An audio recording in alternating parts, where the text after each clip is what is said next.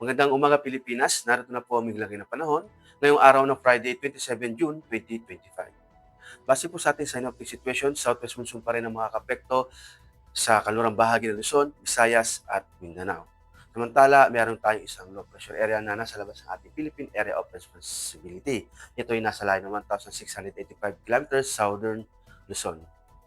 Meron dalawang senaryo ang nasabing low pressure area. Yung unang senaryo ay mabagal na kikilos na papasok ng ating Philippine Area of Responsibility. Ang pangalawang senaryo naman, may mabubuo sa loob ng ating panibagong LPA sa may silangang bahagi ng Luzon at yung nasabing nasa labas na low pressure area ay magiging parte na lang ng panibagong na nasa loob na low pressure area. At sa mga susunod na araw, meron tayong possible na weather disturbance na imomonitor. Dulot nga ng southwest monsoon ang Pangasinan, Bataan, Zambales, Pampanga, Cavite, Bulacan, Metro Manila, Mimaropa ay makakaranas ng maulap na kalangitan na may kalat-kalat na pag-ulan, kulog at kidlat. At sa nalabing bahagi ng Luzon, magiging bahagyang maulap hanggang sa maulap na papawirin na may pulong-pulong pag-ulan, kulog at kidlat. Dulot yan ng mga localized thunderstorms. Dulot pa rin ng southwest monsoon ang Visayas ay makakaranas ng maulap na kalangitan na may kalat-kalat na pag-ulan, kulog at kidlat.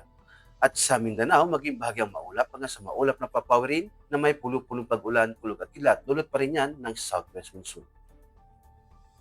Para naman sa tatlong araw ng pagtataya sa Metro Manila, Cavite at Angeles, bukas hanggang sa Linggo ay magiging maulap na kalangitan na may kalat-kalat na pag-ulan, kulog at kilat. At pagdating ng Lunes, maging bahagyang maulap hanggang sa maulap na papawirin na may pulong-pulong pag-ulan, kulog at kidlat. Sa Lipa, makakaranas ng maulap na kalangitan na may kalat-kalat na pag-ulan, kulog at kidlat. Sa Puerto Princesa, bukas ay makakaranas ng bahagyang maulap hanggang sa maulap na papawirin na may pulong-pulong pag-ulan, kulog at kidlat. At pagdating ng Linggo hanggang Lunes, maging maulap na kalangitan na may kalat-kalat na pag-ulan, kulog at kidlat. Ganon din sa Kalayaan Island. Sa Philippine Rise, maging bahagyang maulap hanggang sa maulap na papawirin na may pulong-pulong pag-ulan, kulog at kidlat. Sa Lapu-Lapu, bukas ay maging bahagyang maulap hanggang sa maulap na papawirin na may pulong-pulong pag-ulan, kulog at kidlat. Pagdating ng Linggo hanggang Lunes, maging maulap na kalangitan na may kalat-kalat na pag-ulan, kulog at kidlat. Sa Davao, maging bahagyang maulap hanggang sa maulap na papawirin na may pulong-pulong pag-ulan, kulog at kidlat.